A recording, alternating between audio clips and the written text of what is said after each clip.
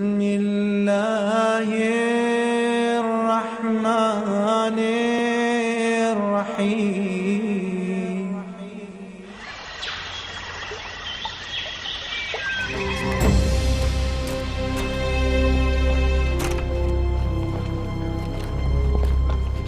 किस गुनाह में मारा गया?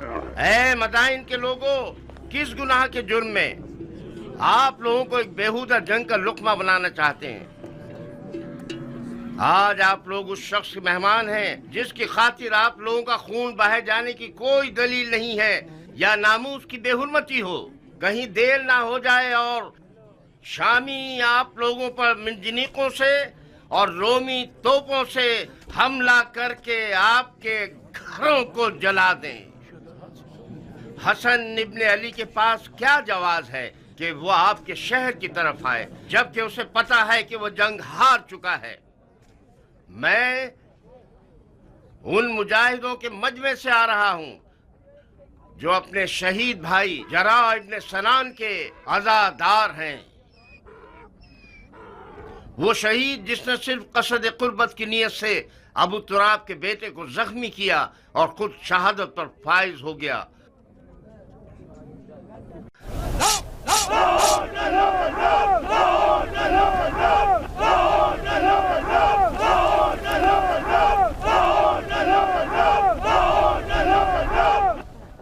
भाइयों, शरीयत मोहम्मदी में कहाँ ये लिखा है कि ईरान और रोम जैसी हुकूमतें विरासतों की जद में रहें?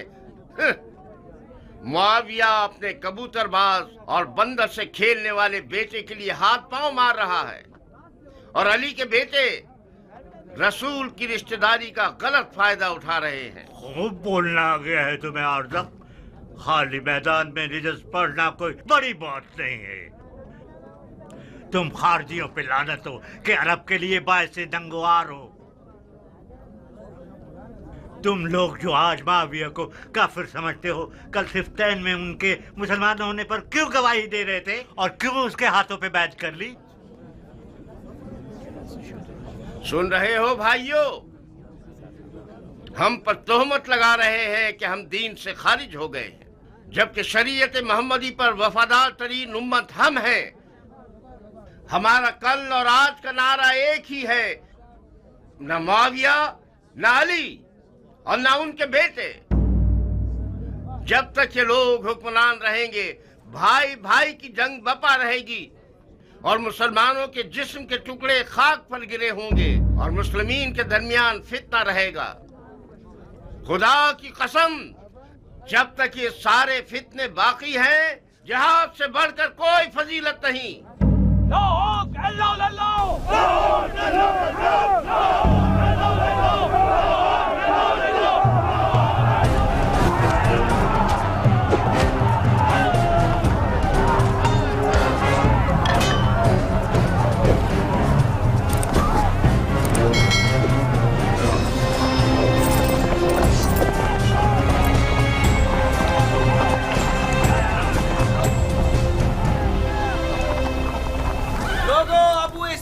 क्या हुआ? मुख्तार ने खेती बाड़ी छोड़ दी? अगर जरूरत है तो मुख्तार की मौजूदगी में रजस खानी करो। ये तनाजा अब देखने वाला है।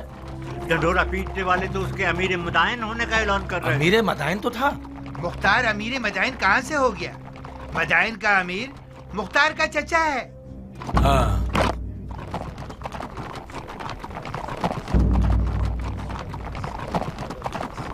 अजीब बात है कि चमगादड़ दिन के उजाले में मैदान में निकल आए। जहाँ तक मैं जानता हूँ, चमगादड़ रोशनी से डरता है और रात की तारीकी में शिकार के पीछे भागता है। तुम तो गैर जानिबदार थे और इस भाई भाई की जंग के खिलाफ थे अबू इसहाक। इसका मतलब है तुम्हें भी फरेफ्ता कर लिया है उन लोगों ने। तुमने किस लालच में अपने दीन को दुनिया के बदले बेच दिया मुख्तार? बादशाही इराक के बदले? कैसे? जानते हो क्यों मैं बकौल तुम्हारे इस भाई भाई की जंग में किसी की हिमायत नहीं कर रहा था? इसकी दलील इस अदालत पर गुस्सा है जो तुम जैसे हैवानों को भौंकने और पंजा मारने का मौका देती है, और तुम लोग अवाम के दरमियान अपने जाहिलाना अफकार को चिल्ला चिल्ला कर फैलाते हो। खवारिज मेरी नजर में काफिर हर्बी हैं जिनका खून बहाना हलाल है, चाहे वो तलवार खींचे या न खींचे। फकत इस बार तुम लोगों के खून से गुजर रहा हूँ हुक्म काज़मीन अल-गैज़ व आफ़ीन अन-नास की इताअत करते हो। अब तुम लोग दफा हो जाओ और मेरी नजरों से दूर हो जाओ। एक और बार तुम लोगों को मैंने देख लिया, तुम्हारी माँ को तुम्हारे गम में रुला दूंगा। जाओ और इस पैगाम को अपने खबीस दोस्तों तक पहुंचा दो। क्या तुम्हारी तलवार भी तुम्हारी जबान की तरह रजस्खानी करती है इराक के मुस्तकबिल के बादशाह?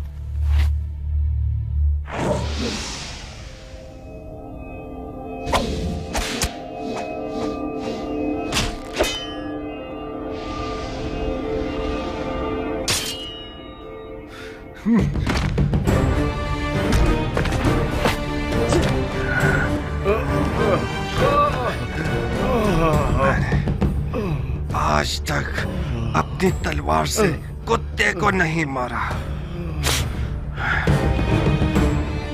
ज्ञान, इस शैतान की फौज को कोई मौका मत देना। इस गिरोह की रिहाई रैयत पर एक जफा है। इन सबको महल का कैद खाने में ले जाओ। जी अमीर।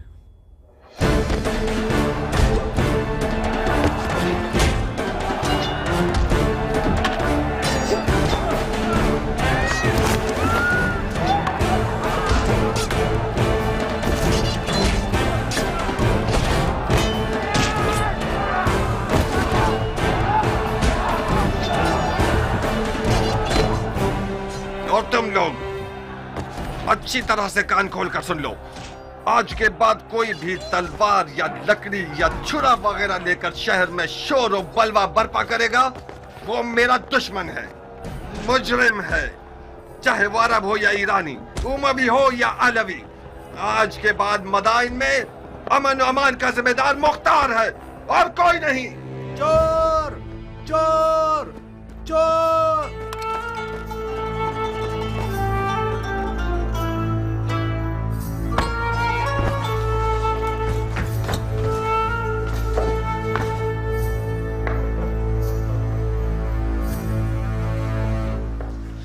क्यों चेहरे पर 12 बजे हुए हैं मेरी जान? हुआ क्या है?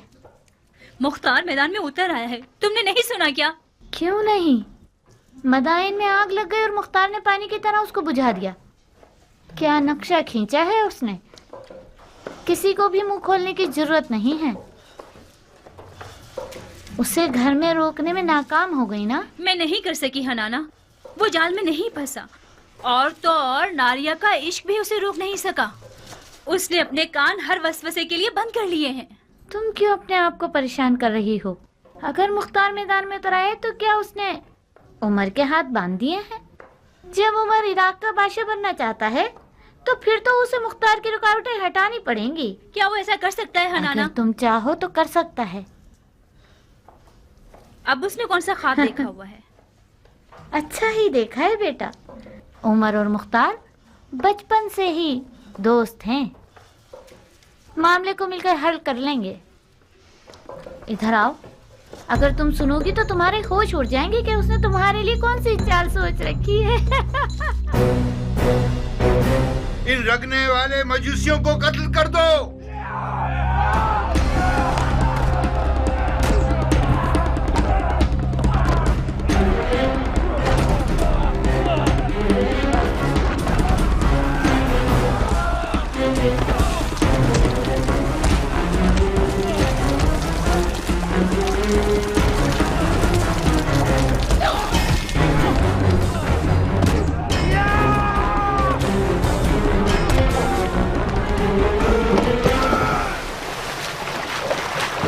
चलो ए जाहिल मजूस, तुम लोग वाजिबुल कत्ल हो।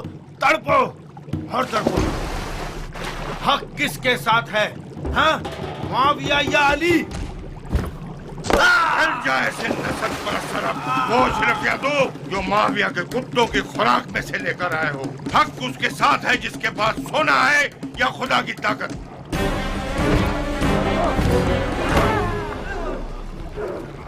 मार चुके? खुदा की पनाह, ये इंसान का सर है या गधे का सर? ये सींग तुम्हारे सर पर क्या कर रहे हैं? है खर, तूने गड़ा खोदा, उसी में तू गिरेगा। बेशक तू गिरेगा। है खर, तूने जो किया है सो भुगतना तो पड़ेगा। पिट पिट के मरेगा। ऐ खर, क्योंकि तू गधा है तुझे चाबुक भी पड़ेगा। सहना तो पड़ेगा। ऐ खर, तू धोबी का कुत्ता है जो ना घाट ना घर का। शैतान का चेला। क्या भैंस की बदबू ने तुम्हारे दिमाग को सड़ा दिया है? क्या तुम समझते हो कि अली के बेटे के बैतुल माल से कुछ भेड़ों का रेवड़ तुम्हें मिल जाएगा? मेरे खिलाफ भेड़िए जमा कर रहे हो सारे जहां में फिर के। हाँ, आओ आगे बढ़ो। क्या तुम्हारा बवासीर दोबारा निकल आया है या कीड़ा काट काट कर तंग कर रहा है? अपनी किस बीमारी की तकलीफ पर उछल रहे हो मोटे सांड? तुम्हें इससे क्या कि मैं भेड़िए जमा कर रहा हूँ? किस हक की बिना पर मेरे घर में मुझ पर हुक्म चला रहे हो मनहूस? मारू क्या? गधे के बच्चे, अकल के अंधे। शाम का लश्कर मदाइन के दरवाजे के बाहर खेमे लगाकर बैठा हुआ है। अगर माविया को मदाइन में अली के बेटे के हामियों का पता चल जाए, वो हमारे बड़े और छोटे पर रहम नहीं करेगा। टिड्डा खाने वाले अरब, तुम्हारा दिल मदाइन और मदाइन वालों के लिए फिक्रमंद नहीं, बल्कि सबको पता है कि खजरमी अरब माविया के चेले हैं। तुम लोग डर रहे हो कि कहीं माविया तुम्हारी रोटी रिश्वत न बंद कर दे। अहमद गंजे, माविया इतना सखी है कि अगर गधे को भी अस्तबल में बांधता है तो उसकी आगे अशरफियां डाल देता है। तुम जो अली के बेटे की मोहब्बत का चर्चा करते हो, वो तुम्हें कौन से फूलों का हार बना देगा, गधे कहीं के। अली के बेटे की अदालत के लिए यही बस है कि वो अरब और अजम को एक निगाह से देखते हैं। हम उनकी सदा पर जान देने को तैयार हैं। बखुदा यही वजह काफी है कि हम अली के बेटे के खून के प्यासे हैं। तुम लोग बहुत बड़े बेवकूफ हो। इस आरज़ू को तुम लोग कब्र में ले जाओगे कि अरब और अजम एक हों। माविया के गधे, मारू।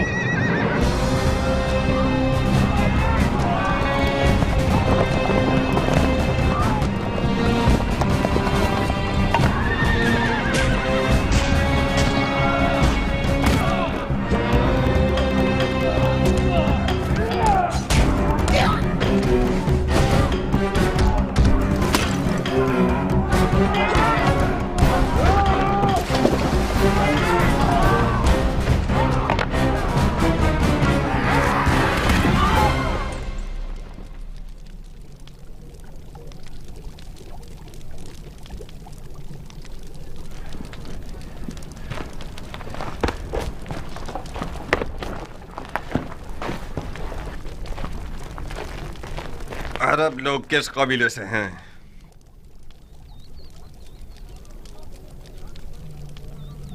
तुम्हारी जबानें किसी जानवर का लुकमा बन गई हैं?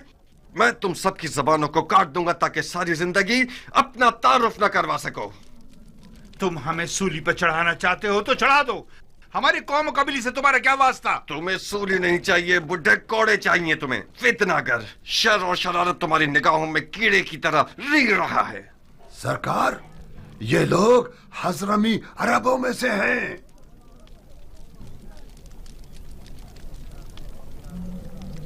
तुम अजमों के किस शाखे से हो? तीलम के अजमों में से हूं।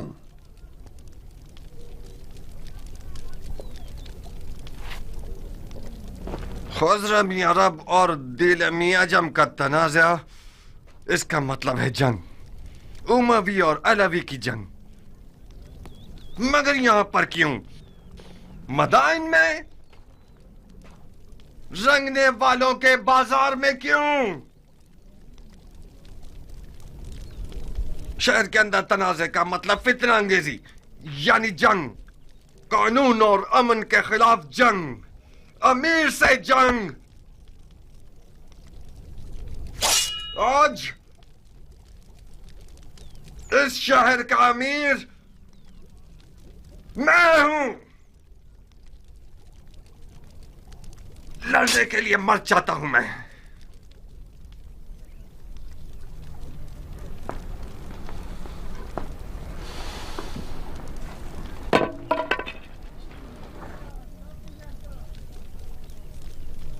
कियान। जी अमीर। इन सब के नामा अमाल का बगौर जायजा लो। जिसने भी कोई जर्ब लगाई है या खाई है वो मुजरिम है। जनाब आली, आप पूछेंगे नहीं ये शोर शराबा और लड़ाई किस बात पर है? ये सब काजी का काम है, न कि अमीर का काम। दिमाग ठिकाने आया? यही थी वो अदालत जिसके लिए तुम खुद को टुकड़े टुकड़े करना चाहते थे। अफसोस है मुख्तार, मैं सोच रहा था कि एक अरब मर्द दिलावर मैदान में उतरा है ताकि शिया ख्वार और कमजोर ना हो। क्या तुम्हें यह तवक्को थी कि मैं इस खुद फरोश और मरीज हजरमी शेख के सामने गूंगा रहता? अली के बेटे की हिमायत के जुर्म में मुझ पर कुल्हाड़ी उठाई थी, तो क्या मुझे अपनी गर्दन कटवा लेनी चाहिए थी?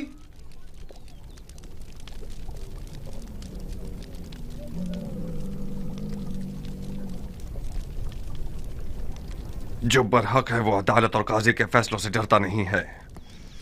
और हाँ, वो शिया जो दुश्मन की चाल में मददगार साबित हो उसके लिए बेहतर यह है कि वो जिंदान में ही रहे और सड़ जाए। मुख्तार, खालुल मोमिनीन माविया इब्ने अबू सुफियान उस जंग का जीतने वाला बादशाह है जो मोहम्मद की मीरास पर उठाई गई है। तुम और तुम्हारे चचा उसमें रुकावट नहीं बन सकते। तुम सियासत के आदमी हो मुख्तार। अली के बेटे और इराक की हुकूमत के बीच सौदा क्यों नहीं कर लेते?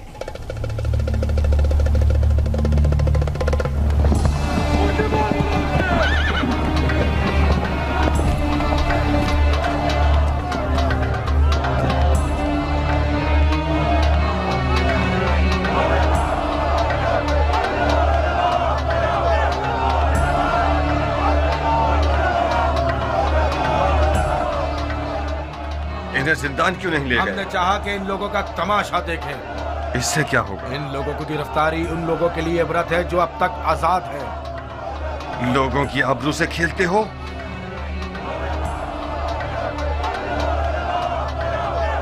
लोगों की नजरों से इन्हें दूर करो। जी अमीर।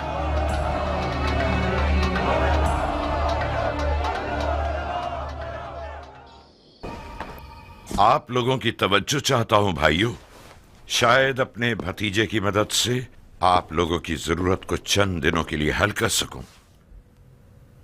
ये मेरे भतीजे मुख्तार हैं। अस्सलाम वालेकुम ए मुख्तार। वालेकुम अस्सलाम। बैठिए। अस्सलाम वालेकुम।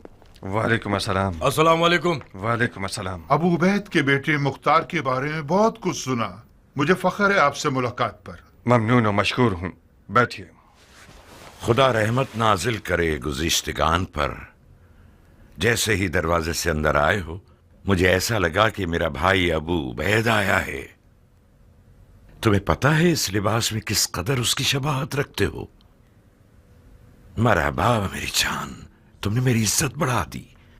तुम्हारी खबरें एक एक बारीकी के साथ मुझे मिल रही थी। क्या ज़र्ब-ए-कारी लगाया है तुमने? मैंने सुना है कि मुफसिदों ने अपने हाथ मलना शुरू कर दिए हैं। खुदा का शुक्र है कि हालात पुरअमन हो गए हैं। अब तमाम सिपाही हालात पर मुसल्लत हैं। मरहबा मेरी जान। हम इन वाकयात से पहले जो भी कुछ अपने अंबार हुकूमत में रखते थे वो इमाम के हुक्म पर बेच दिया। इस वक्त हुकूमत के मौजूदा अंबार मेरे हाथ की हथेली के जैसे हैं, साफ और पाक। बहरहाल मैं मदाइन के मालदार बाशिंदों की मदद से नाउम्मीद नहीं हूं। आप लोग साबात जाइए।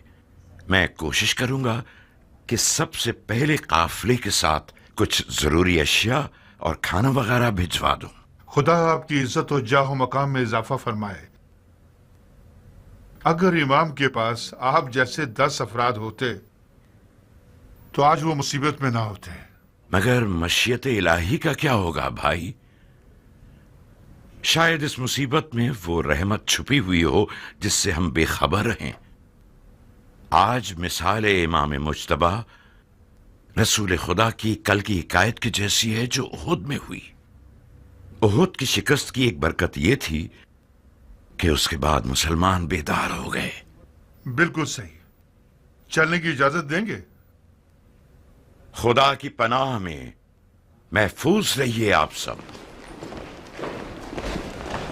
जनाब मुख्तार, आप इराक के नामी गिरामी बहादुरों की नस्ल से हैं, दलेर और बहादुर मर्दों की नस्ल से। आपकी जगह नबी के फर्जंद के पास खाली थी। हमें फख्र होगा कि हम आपके हमरा तलवार चलाएं। जो खुदा चाहे सरदार,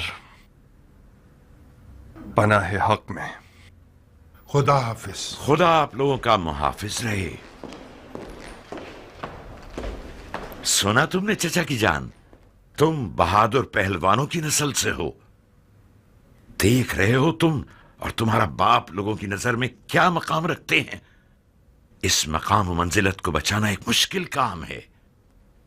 मैं कहता हूं कि इमाम की लश्करगाह साबात का एक चक्कर लगा लो। लश्कर इराक अपनी रूह खो चुका है। मुझे यकीन है कि वो लोग तुम्हें देखकर एक नई जान पकड़ लेंगे। बेशक आप सियासत में माहिर हैं चचा जान। आपने मुझसे कहा कि मदाइन के मामलात और इमाम की जान की देखभाल में आपकी मदद करूं। मैंने भी दिलो जान से कबूल कर लिया। मैं आपकी अमीरी और सिपहसालारी के बारे में जिस दिन तक इमाम मदाइन में है किसी भी मदद से गुरेज नहीं करूंगा, मगर उस जंग में जिसका अंजाम शिकस्त और रुसवाई है उसमें दाखिल नहीं होऊंगा।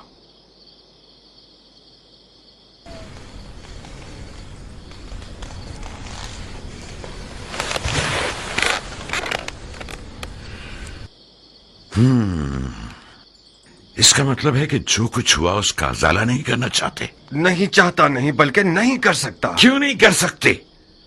तुम फरमा रवाई और मामलात को संभालने में एक बेमिसाल महारत और कुदरत रखते हो। तुमने एक आधे दिन में मदाइन को तस्खीर कर लिया।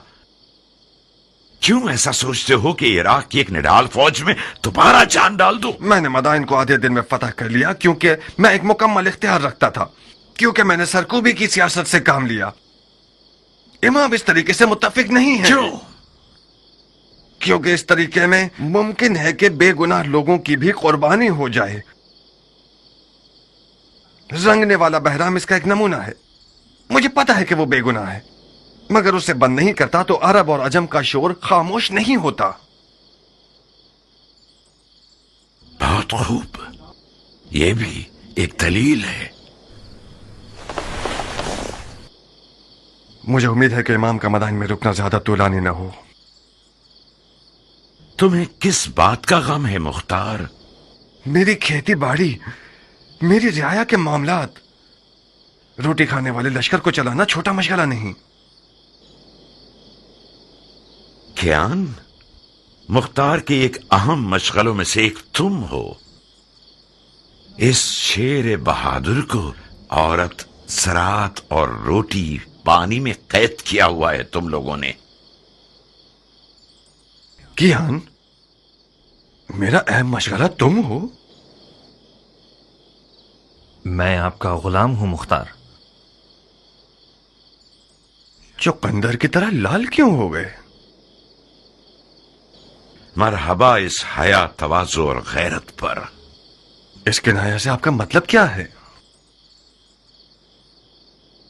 कियान ने जारिया को मुझसे मांगा है। मैंने तुम्हारी रजामंदी की शर्त रखी है।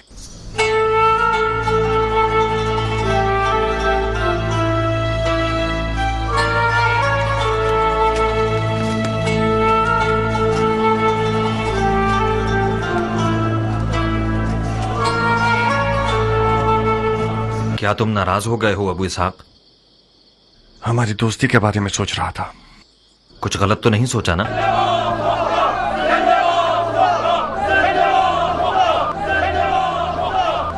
हकीकत यह है क्या मेरा रियाकारी न करने वाला दोस्त मेरी बहन के रिश्ते की खातिर मेरे इर्द गिर्द घूम रहा है। एक अजीब सा एहसास है कियान। जारिया मेरी सगी बहन है और मेरे घर में बड़ी हुई है। ठीक है कि मैंने उसे बाप की तरह पाला है, मगर मान लो कि मैं उस पर मुकम्मल इख्तियार नहीं रखता। तुम्हारा हमसे मिल जाना भी मेरे लिए एक अच्छा एहसास है, मगर इन सब बातों के साथ मुझे कुछ नहीं कहना। आज रात मेरे घर आओ और अपने वक्त को देख लो। मेरी रजामंदी तो सिर्फ आधा मसला है।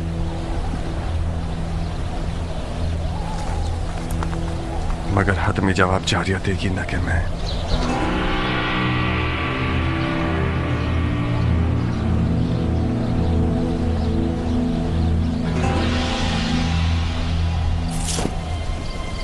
अरब की अजम से कैसे रिश्तेदारी?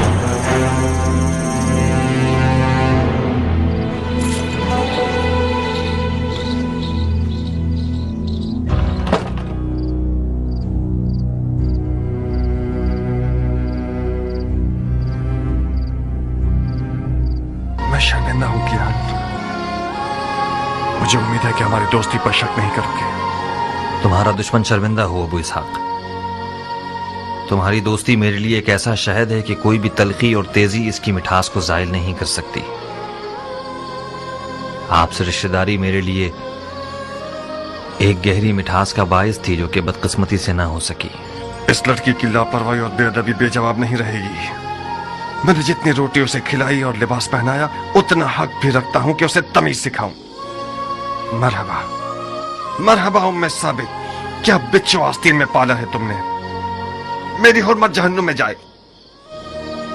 ये होती है मेहमान नवाजी। तुम कूजू को मेरे सर पर क्यों तोड़ रहे हो मुख्तार? जनाब कियान, मुख्तार ने आपकी मर्जी के बारे में मुझे कुछ नहीं बताया था। मैं समझ रही थी कि हमेशा की तरह अपने दोस्त को देखने के लिए आए हैं आप। अगर मुझे पता होता कि आप क्यों आ रहे हैं तो मैं जारिया को समझा देती कि कम से कम बदतमीजी ना करे। मैं भी शर्मिंदा हूँ। मैंने ये जुमला अरबों की जबान से बहुत सुना है बानो। कोई बात नहीं। बदतमीज गुस्ताख कहीं की। नहीं अबू इसहाक नहीं, तुम्हें कियान की जान की कसम। वो अभी जवान और मगरूर है। बखुदा उसके गुरूर ने ही उसके इश्क की आग मेरे दिल में जलाई। मैं गुजारिश करता हूँ कि आप सब्र करें। तुम दखल मत दो कियान। उस लड़की ने मेरे गुरूर और शराफत को पामाल किया है। मैं हाथ जोड़ता हूँ बानो, आप ही कुछ कीजिए। जारिया मेरी बेटी की तरह है। मैंने उसे माँ का साया दिया है। चंद ताजियानों की जलन उस मर्द के पास रहने से बेहतर है जो कि हमारी जिन्स में से नहीं है। अहानत का इरादा नहीं है मेरा। तुम्हें खुद इन चीजों के बारे में सोचना चाहिए था।